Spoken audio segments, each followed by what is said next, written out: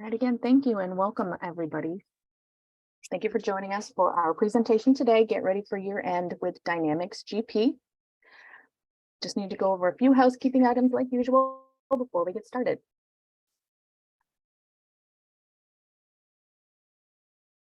Marcum LLP and Marcum Technology LLC have prepared these materials as part of an educational program.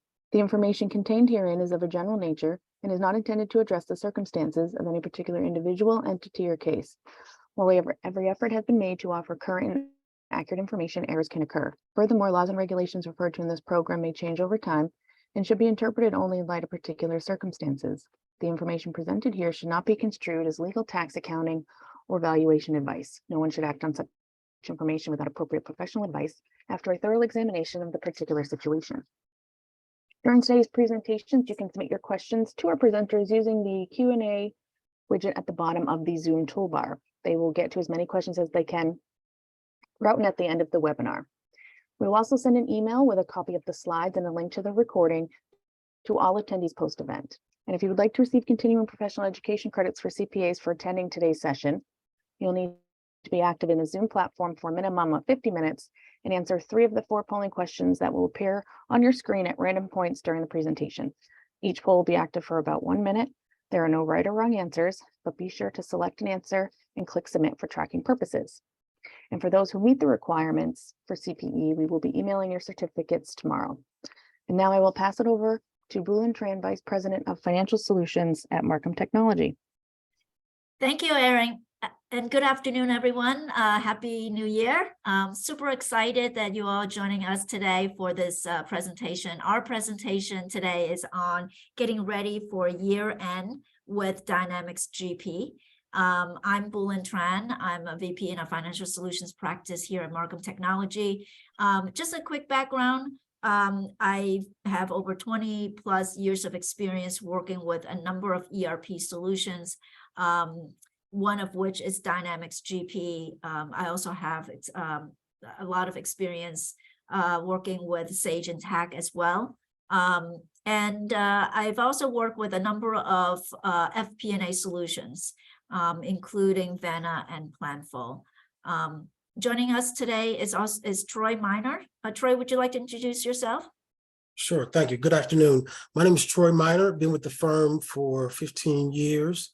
Supporting primarily Dynamics GP, Sage Intacct, and also the Martis budgeting solution.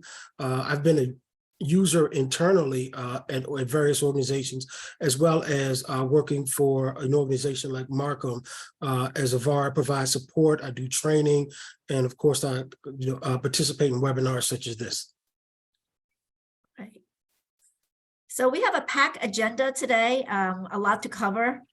So we have a few slides just to introduce who we are, and then we'll jump right into 1099 filing. We'll talk about year-end close with GP and what that is involved, and then hopefully we have a few minutes left for Q&A. So who is Marcum and Marcum Technology? Next slide, please. Yeah, so Marcum Technology is the technology arm for Marcum. As a whole, Marcum is a public CPA firm. We're a national firm. As you can see, we are we're actually 13th. We're ranked 13th. So this number is a few months old, but today we are I'm sorry, 12 nationally. And we have over 30,000 professionals throughout the U.S. As you can see below here, we have a number of industries that we support. Both Troy and myself have over 20 plus years with nonprofit and social sector industry. Next slide, please. In terms of Marcum Tech, we have 5 pillars of services, and I'm going to go through this fairly quickly. So we have the cloud and infrastructure solutions, where we support clients with cloud service solutions, helping them build out the infrastructures and projects, IT projects, as well as project management support. We also have managed IT services. So for clients that would like to outsource their IT help desk support. We provide that kind of services to our client as well. And then on the third pillar, we've got cybersecurity and digital forensic, where we help clients to secure their business. So we have a fairly large cybersecurity team here, working with clients to do pen testing and all sorts of support there on the cybersecurity side. And then we have digital consulting. So both Troy and myself are part of the financial ERP and FP&A solution practice within digital consulting. So within financial ERP, as a firm, we support a number of ERP solutions.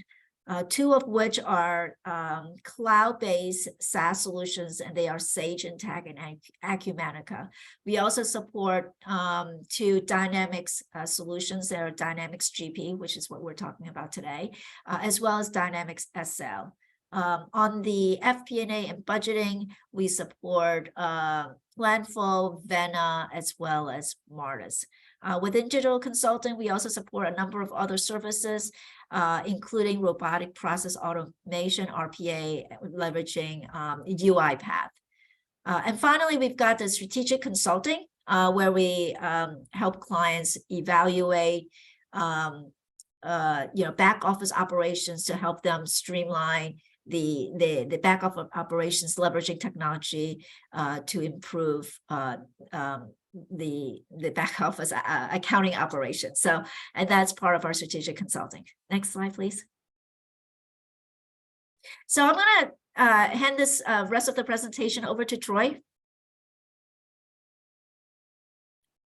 Hey, Troy, I think you're muted. So before we get started looking at the process, there's a couple of things I want to address.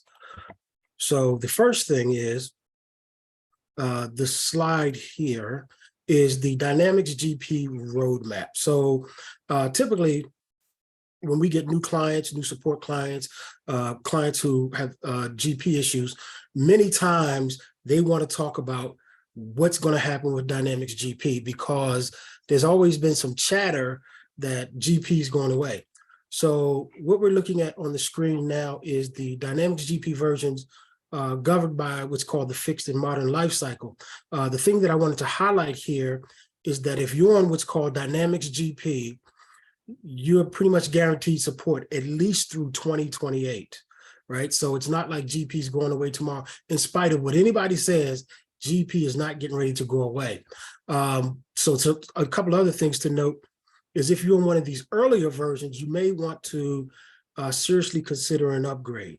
So GP 2013, the original release, and the R2 release, extended support is scheduled to end in April of this year. And so if you're in one of these versions here, you definitely want to take a look at possibly upgrading. This slide here is actually from a Microsoft site. And in this text here, you should note, it says the key takeaway from this published life cycle is that Microsoft Dynamics GP is not going anywhere, and development will continue under the modern cycle life policy with multiple releases each year. So that should give you some confidence and some comfort that GP is not going to suddenly disappear on you.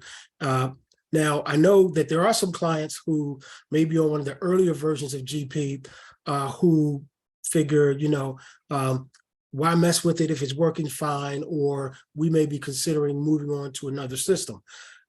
If you're running an older version of GP, there is some risk in that. If the hardware that it's running on dies and you have to get new hardware, you may have an issue with compatibility. So there is some risk there. Also, I would say that if you're looking at a new accounting system, then maybe you should consider engaging a firm such as Marcum to maybe do an assessment to help you define what your requirements are and which systems out there that may help meet your requirements and keep you within budget as well. So that's something I just wanted to highlight. The GP is not going anywhere, and you should really get off of those old versions of GP. For today's presentation, I wanted to show you which version of GP that I am running. And so you can tell which version of GP you're running by going to the help option about Microsoft Dynamics GP. And when you click on it, it will show you version information, Microsoft Dynamics GP. Now, a few years ago, Microsoft went through a rebranding. And with that rebranding, they dropped the year from the GP name. So there used to be Microsoft Dynamics GP 2013, 2015, 16, 2018. Now it's simply called Microsoft Dynamics GP. And to determine what version you're on, you really need to go to this help window. And this right here where it says 18.5.1556 is the version and build that you are on. That is really the only way to tell if you're ever asked by someone providing support what version you're on. This is the information you need to give them in order for them to be able to support you accurately. Also, with this modern lifecycle policy, Microsoft is releasing 2 to 3 updates per year.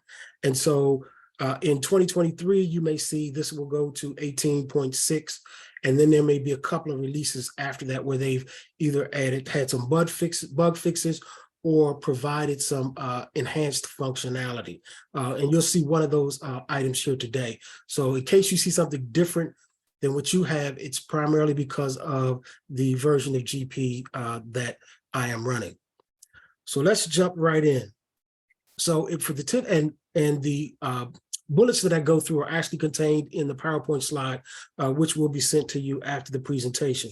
The 1099 process simply involves posting all your payable transactions for the year, go through your month-end close like you normally do. Microsoft recommends that prior to running 1099s, modifying 1099s, or even different portions of your close, that you actually do backups. So Microsoft recommends prior to editing any 1099 information that you do a backup in case something goes wrong. Then you need to verify the information, and then you can print your 1099 statements and you can print the 1099 form. So posting all the transactions for the year is pretty straightforward. The month-end close and the backup. You may have to get your IT department involved in your backup, as you can't do the backup directly from GP. But then you, of course, so the real thing that you want to do, the meat of it, is you need to verify your 1099 information. That is typically where everyone starts. We're here in January. You can start this process earlier in the year. You can start this process, as early as November if you'd like to actually go in and validate the data. The quick and easy way to validate the data is to go to Microsoft Dynamics GP, Tools, Routines, Purchasing, and choose Print 1099. And it's going to open the Print 1099 window. And at the top of the screen, there's an icon for print forms, and then there's a print icon. You're going to click the print icon, and it's going to basically give you a list that's going to show you the 1099 data as it is right now before you edit it. Of course, the company information is here. You should validate that. You should specify the year, and you need to also specify the 1099 type that you want to run the report for. So I'm going to choose 1099 non-employee compensation, because that is the most commonly issued 1099. When I choose print, my report destination window opens, and I click OK, and then it presents me with the 1099 data as it stands prior to me editing it. So I could see, of course, the vendor ID, the vendor check name, the vendor's tax ID, the vendor's address, and the 1099 amounts. So you can pretty much go through this and determine where you may need to make some edits. If there's a portion of the address that is missing, if the zip code is missing, they may not get the 1099. If you see a vendor on here that is not really a 1099 vendor, then you know they need to be removed. So this is generally where you want to start prior to your edits. Now, what this list won't tell you, of course, is vendors that should have been marked as 1099 vendors, but they weren't. That's something you kind of have to manage. I would have to say, I guess, offline, because this list, of course, won't have them on there. But for the vendors that are marked 1099s, this is where you want to start to determine what edits you need to make. Hey, Troy, I also have a couple of comments here. So, so to Troy's point about, if there are vendors that or should be 1099 and is not on the list, where would you be able to find them? So one place you can go is the smart list. So you could go to a smart list and get a list of vendor payments, because 1099 is associated with vendor payment, not necessarily vendor expenses or vendor invoices. They're not mutually exclusive, but they'll be looking at you want to focus more on the payment side. And so within the smart list, you'll be able to see all of the payment that's made. So you can export that, pivot the data by vendor, and then from there you can you can see which one should be on the list. So that's one way of looking at that. The other thing I just wanted to mention is that when Troy printed this report to the screen, you also have an option to send it over to the file. I've seen clients that will export this data to a file and not print it on the screen. And then what would happen is that they would just open the file. I usually will always print it to the screen as well as to a file. And the reason I do that is if you have a long list of records, and it doesn't have to be 1099 or any record for that reason. If you want to make sure that the records are complete, and so printed to the screen will ensure you can see that the report is done, so that the file that you've exported is done. I have seen situations where if you're just exporting a file and you open it up, it might cut halfway through the data, not knowing, you thinking that it might be a complete list, but it's not. It's because the report hasn't been done exporting it out. Thank you. So once you generate this report and you've gone through and fixed your data, and we're going to talk about ways to fix the data, then you're ready to print your 1099s. Printing the 1099s is just as easy as it is to print that report. Again, you want to verify that your company data is all correct. You want to make sure your federal tax ID number is populated. You're printing it for the correct year and the 1099 type. And when you're ready to print your 1099s, you want to click on Print Forms. I'm going to generate it to the screen, and it will generate your 1099s for you. This format here is set up for 3 to a page, which the IRS started accepting last year. Prior to that, they were accepting 2 to a page, but now they will also accept them a little smaller with 3 to a page. So that's printing the 1099s is pretty straightforward, pretty easy. Getting your data ready is where the heavy lifting is. I also want to show you one other item on the screen. As I showed you, I'm running Microsoft Dynamics GP 18.5. And in 18.5, they've added this other form type. It's a new form type. It's called one wide with a box. And when you print this option, use this option, you don't actually have to have the 1099 forms. It builds the form for you and creates the form for you. So you don't have to run out and buy the 1099 forms. This is here for you already. The only caveat is it's 1 to a page, really. So I just want to make sure that you're aware that that is available, as that is new. And so that was an enhancement that they added in one of those middle of the year releases, actually in the fall this past year. That was an enhancement that they stuck in there, so users don't have to go out and buy 1099 forms.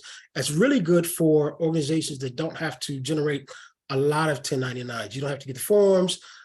It builds it out for you, the way the IRS accepts it, the way the taxpayers can use it as well. And it's exact replica of what the IRS expects for people to receive.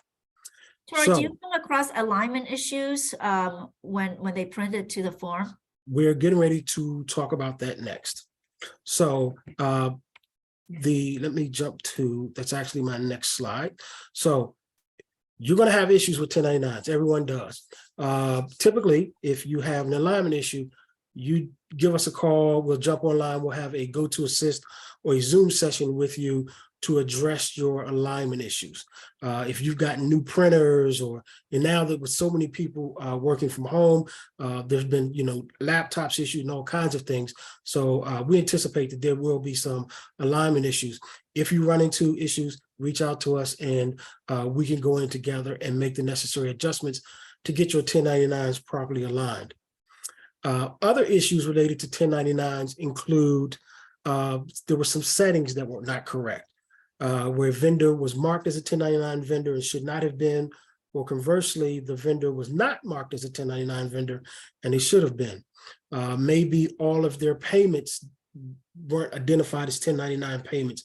Maybe some of them, were just missed. Maybe you made them a 1099 vendor halfway through the year. So you have a bunch of payments out there that got missed as part of the 1099 calculations.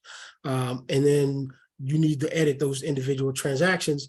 And so what we're going to do, I'm going to show you today how to update the vendor settings, how to update vendor 1099 details, how to edit transaction information, and run what's called the 1099 update utility. But before that, I do two other things I want to show you. 1099 changes. So the 1099 changes were for the NEC were minimal, in that if you can buy the forms that already have the date pre-printed on it, then you're fine. The IRS is now accepting a form where when you buy the form, it just has the 20 for the year, and GP can insert the last 2 digits of the year, like 22, and next year it'll be 23. In order for GP to do that, you will have to upgrade or update to the latest update. You'll have to implement it because that's added in the fall of 2022. So if you buy forms where you'll see that the year is 20 and then it's a blank for the last 2 years, that form for GP will require you to do the update. If you buy the forms that already have 2022 on them, then you don't have to apply the update. That's for all the 1099 forms, regardless of whether it's miscellaneous or the 1099 NEC. The most significant changes on the 1099s was the 1099 miscellaneous changes. The IRS went around and shuffled some boxes, basically. So box 14 reports excess golden parachute payments, 15 non-qualified deferred compensation, 16 state tax withheld. They moved the box that shows the state/the payer's ID number and the box that reports the state income.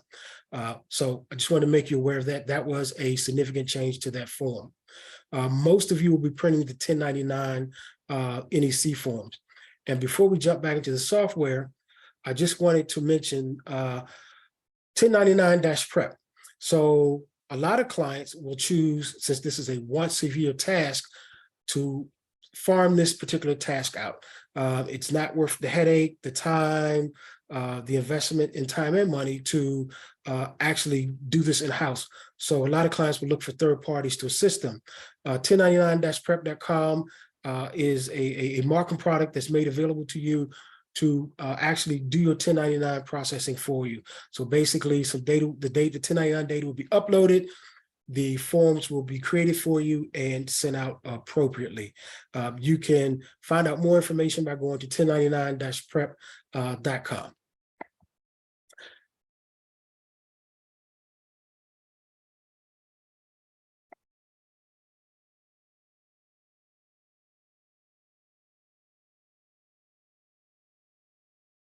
So I'm going to jump back into the software. So one of the issues that I mentioned was that you have your vendor set up incorrectly.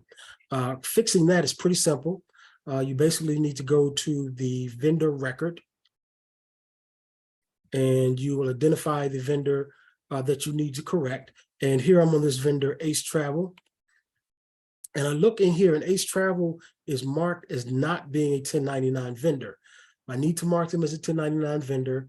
I click the drop down, I select the 1099 type, non-employee compensation, and I select the appropriate box. The default box for non-employee compensation is box 1, but box 4, 5, and 7 are also available. And then I just click OK to save the record. and then this particular vendor is marked as a 1099 vendor. That does not mean that when I go print 1099s, that this vendor is going to get one, because their transactions that were processed during the year were not 1099 tagged transactions, because the vendor at the time was not a 1099 vendor. And I'm going to show you how to fix those here shortly. And so if you have a vendor that's marked as 1099, this should not be. You basically come into the same window and change the tax type to not a 1099 vendor, click OK, and save the record. All right, so one of the scenarios that you'll have with your 1099 data is that you completely forgot to mark this vendor as a 1099 vendor. So now you know how to go in, mark them as a 1099 vendor, and you mark them as such. But you need to populate the bucket that holds the 1099 amount. And there's a couple of ways of doing that. One of the ways to do that is go to the cards window and choose 1099 details. And when you go to 1099 details, it will show you the vendor ID, the tax type. That's going to show you a display by month or year, basically. The year is read-only, and you can toggle which the individual months.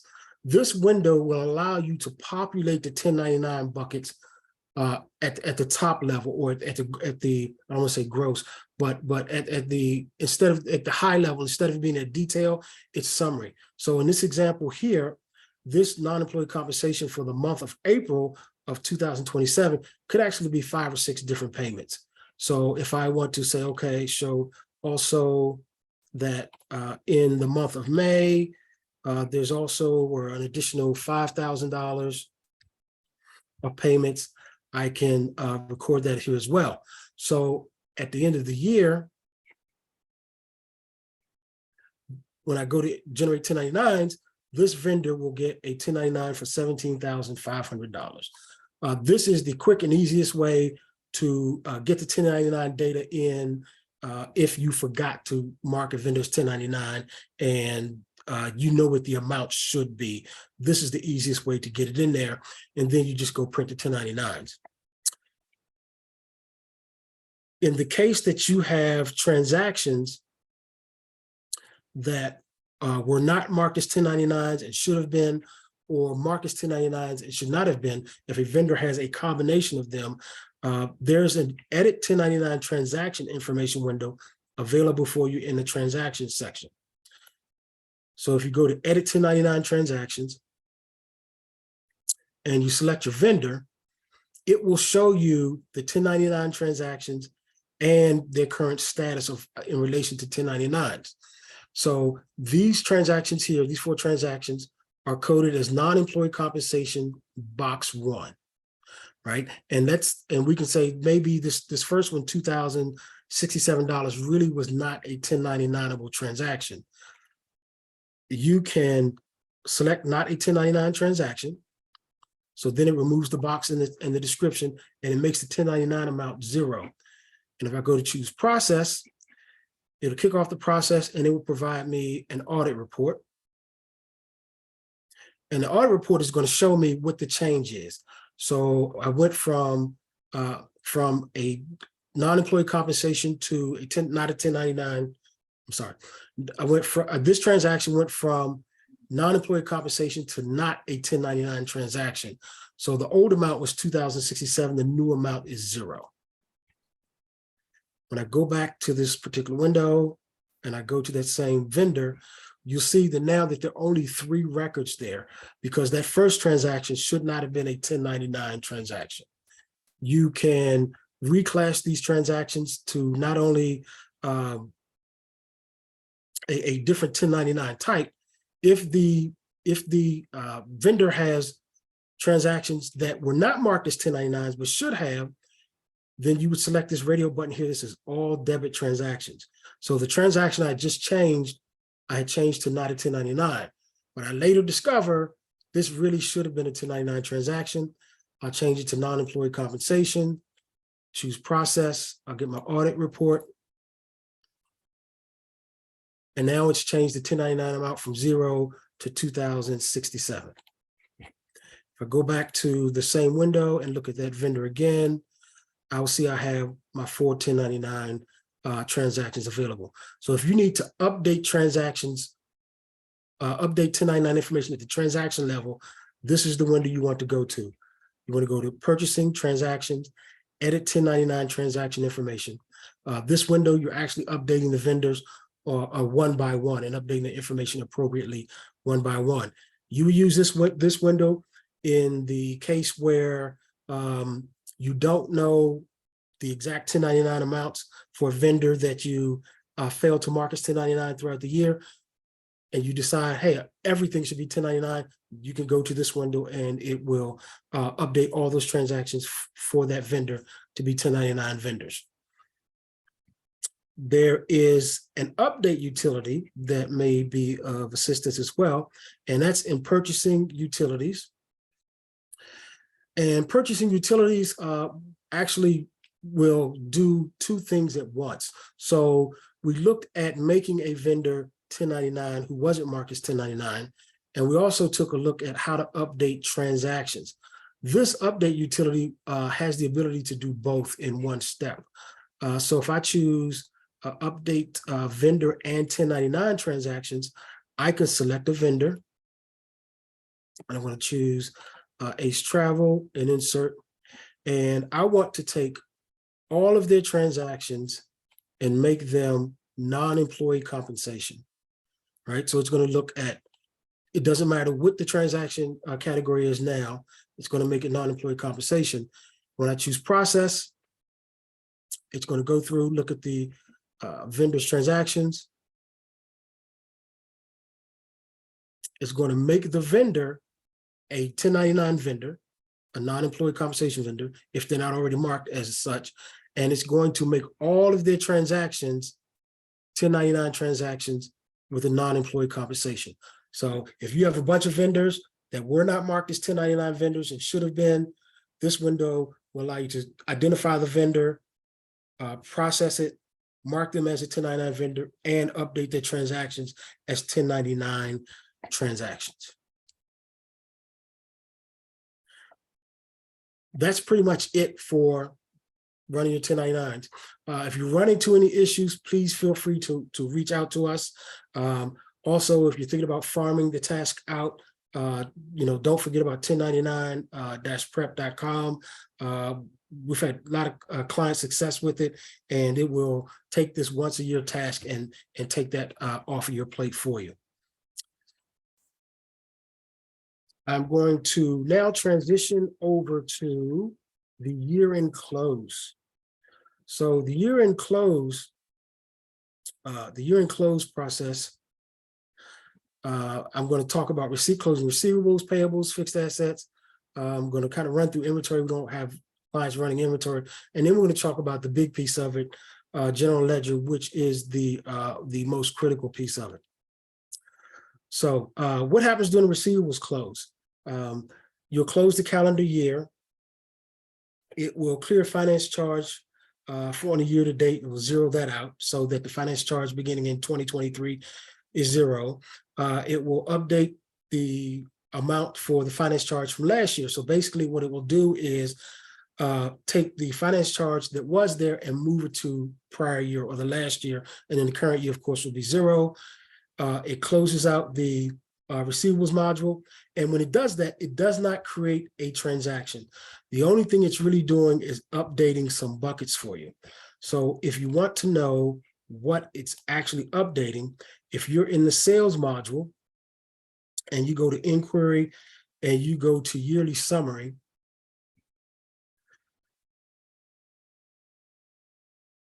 these windows here basically tell you, here's some historical information about your customers. So here I can see it's year-to-date sales, year-to-date costs. I have the information for last year and life to date. When you close, it will move this year-to-date to last year and zero out year-to-date because we're now in a new year. These are the only windows that are affected by the close. That is the sole purpose of closing the subsidiary ledgers, such as receivables and payables. It will update these yearly summary windows. Now, I don't want to confuse this with the ability to lock down the modules. Dynamics GP has the ability to lock those modules down so you can stop users from processing in a particular month, but the close process really is there to update these windows if you rely on the yearly summary inquiry windows. To actually close, what you're going to do is make sure that you post all your sales and receivable transactions for the year 2022. Perform a backup as Microsoft recommends. Then we're going to go do the close, and then Microsoft recommends you do another backup. That's really up to you how many backups you do. But I will say this, and I'll say it again: prior to running your general ledger close, you absolutely must run a backup, and you should run one subsequently right after as well. So to close receivables, Microsoft Dynamics GP, tools, routines, sales, and you go to year-end close. If your fiscal year and calendar year if the fiscal year is the calendar year, then you would set this to all. If your fiscal year does not match the calendar year, then you would set this to calendar. If you want the output, you check the box that says print report and you click process, and then it will go through the steps of updating those buckets, that window that I showed you that had the yearly summary. Some clients do this regularly. The majority of clients don't. I go out to clients sometimes and they've never ever closed. It does not affect your operations unless you're relying on these inquiry windows for the yearly summary. The payables close is very similar. It clears out the amount for year to date. It moves that to last year, and it again updates this payable summary window here.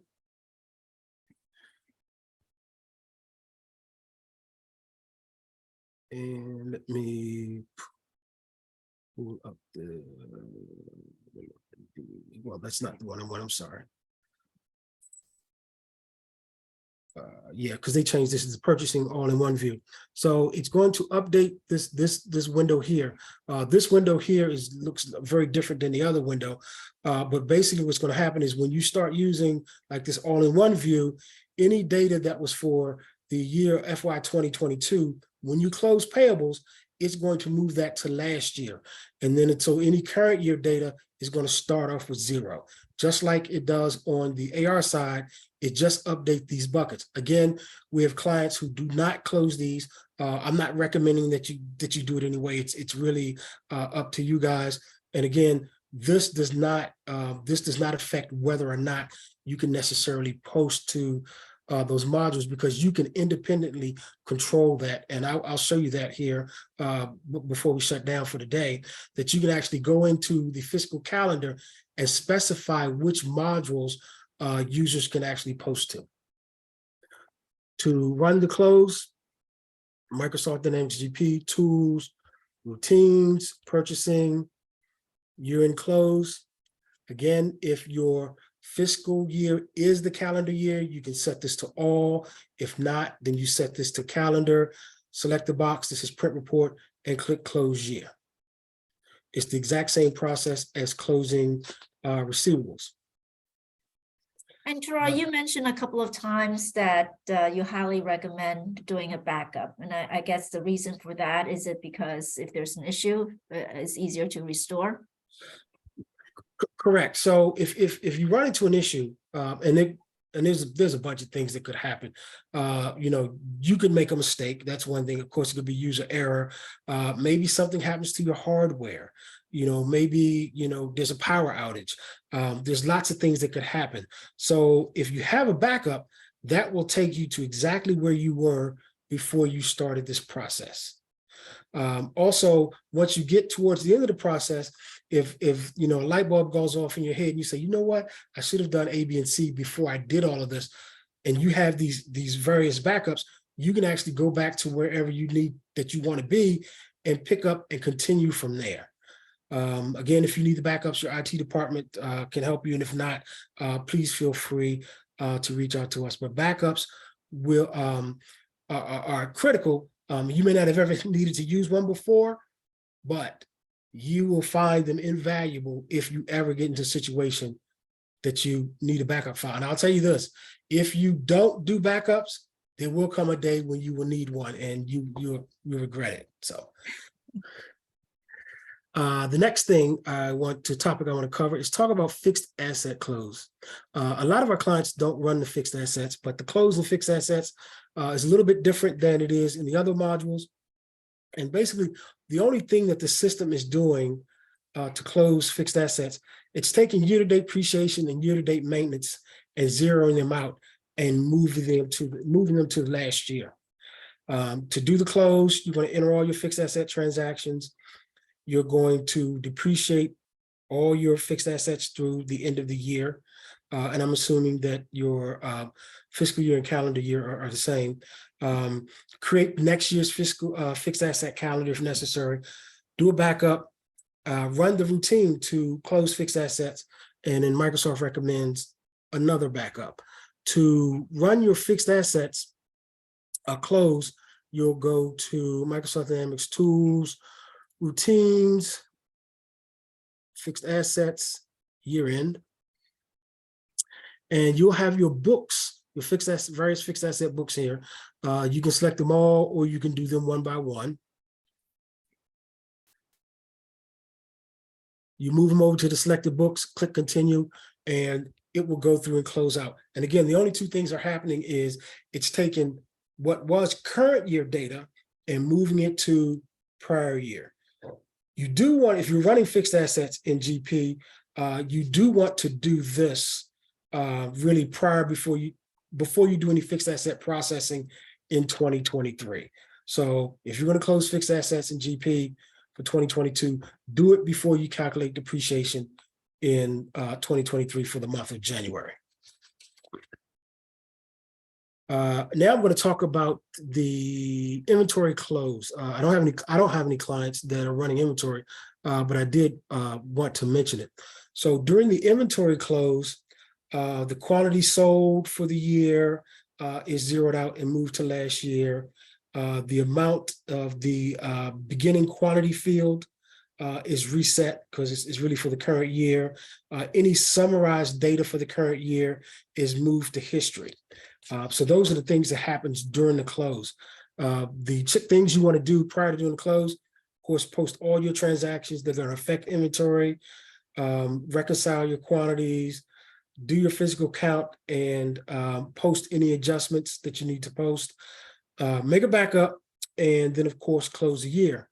You close the year by going to Microsoft Dynamics GP, Tools, Routines, Inventory, and year-end close. There's some options here where GP will, as part of the close, remove discontinued items, remove sold lot attributes, and the sold receipts and cost change history prior to whatever date you select here. And it can also update the item standard cost. If you are using the inventory module and you need some assistance with the close, please feel free to reach out to us, and we will make sure you have a resource to do that. So now, when we get to the all-important closing of the general ledger, what happens when you're closing the general ledger? So let me go to the slide.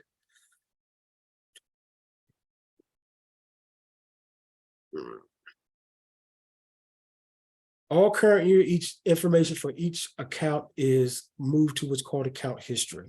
Then it also reconciles and summarizes the GL balances that accumulate throughout the year. And that's what it does in the background. Any accounts that are marked as inactive will be removed if that's what you specify in your setup window. P&L accounts are, of course, closed out to retained earnings or net assets, depending on if you're for-profit or not for-profit. Balance sheet accounts are summarized, and the balances are rolled forward to the beginning balances of the next year, and it prints the year-end closing report. Right. To prepare for it, the year-end, the GL close, you're going to close all your subledgers. The order is not important, really.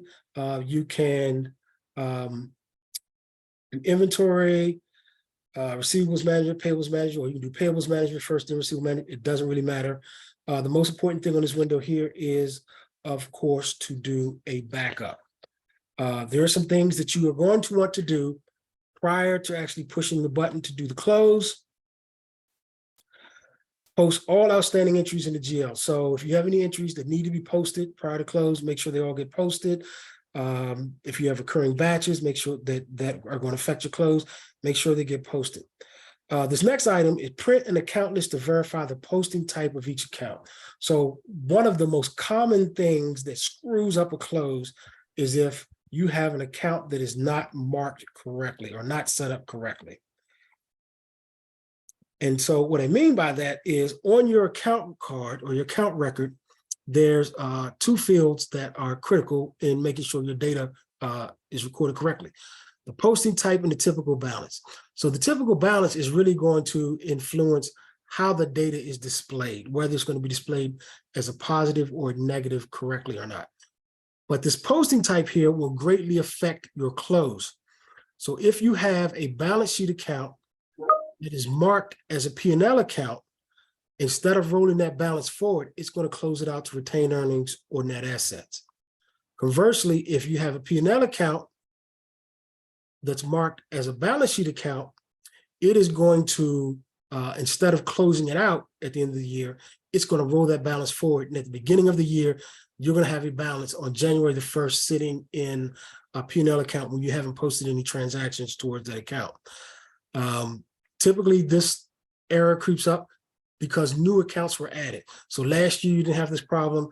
This year you have this problem. It's typically because of new accounts.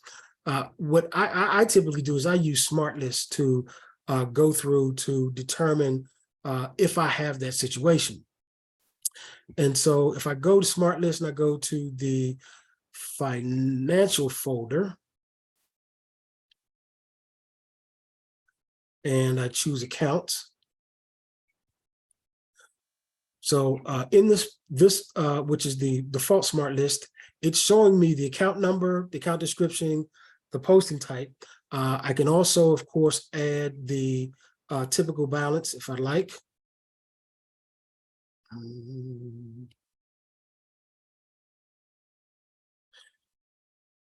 And I can quickly see which accounts are marked as balance sheet accounts and what their typical balance is, right? And if, you know, some clients have thousands of accounts, if you can believe that. One of the other fields that you can add, that I typically add, is creation date. So creation date basically will show you if you have any new accounts. So you can do a search on creation date and actually search for accounts that were created in 2022. That's one way to identify, to take a quick cursory view of your new accounts. If you want to look at all of your accounts, you can, of course, scroll through this list. You can also put in search criteria to show just the accounts that are marked as balance sheet accounts. So if I put this filter in here,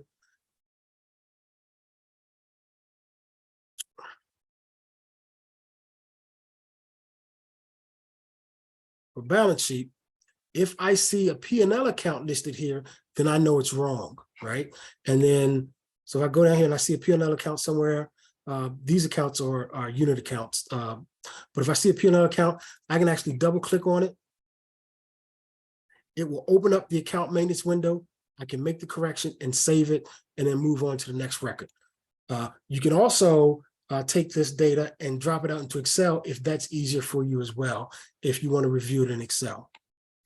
That is probably the most common issue that users encounter when they're closing the general ledger for the year. So that's what the first thing that you would want to do is verify. After you post all your entries for the year, go through and verify that your chart accounts is set up correctly. Then you're going to go through your normal month-end processes that you would have and any year-end processes that you would have, such as any accruals or things like that you want to post. Next, you want to go to Microsoft Dynamics GP Tools, Setup, Financial, and General Ledger. So this is the General Ledger Setup window. And this window is kind of sort of the traffic cop of how things are posting well, rather how the general ledger manages transactions. So here we have what the next journal entry is going to be. If you use the budgets, the next budget journal entry and the next reconciliation. Here is the account that your P&L accounts are going to close out to. So you want to verify that that is in fact the correct account. Most likely it is, unless somebody's gone and changed it, but you definitely want to verify. One of the things I want to highlight here is this button here, close to divisional account segments. This option here is useful if one of your segments is like a fund, right?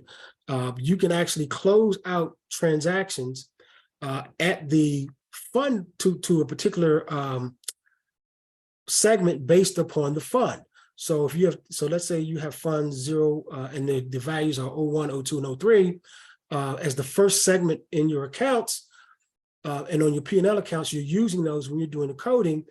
When you go to close, if you're using divisional close, any account that, any P&L account that started with 01 is going to close out to the retained earnings or to the net asset account that starts with 01. And any transactions that use the P&L account that started with 02 will close out to net asset account that starts with 02. So that's what the divisional account segment is for. This will eliminate your need after the close to go back and actually manually calculate how much should be in each one of those fund accounts. This will actually do some of that work for you. It only works for one segment. Occasionally we'll run into a client that may want to close out to 2 segments. If you have that issue, feel free to reach out to us. There is a third-party product that we could introduce you to that will allow you to do that to multiple segments. But I wanted to make sure that you were aware that that was there. So you want to make sure that this is set up correctly.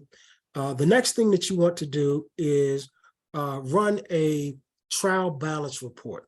I would generate it to the maybe to a PDF as a copy, and I would also send it out to a file, like a tab delimited file, and then I would also take that information from that tab delimited file, open it up in Excel, and calculate what your change in retained earnings or net assets should be, right? So you'll have what your numbers are before the close, and you'll know what those numbers should be after the close. That is a way to verify that the close did exactly what you predicted it would do. If the numbers don't tie after the close, then we need to go in and find out what happened, why things didn't close the way you expected. But that is a check. You don't have to simply rely on GP saying, hey, the close is complete. This will give you some confidence that it did close accurately for you. When you're ready to do the close, the next thing you should do before pushing that button, after you verified your accounts are set up correctly, you printed your trial balance, you verified that the GL setup window is done, populated correctly, you want to have a backup, a restorable backup made for you, just in case something goes wrong. Again, we can help you with that, or your IT department can help you, but it is the most critical step out of anything that we've discussed today. That is the most critical step in case something goes wrong.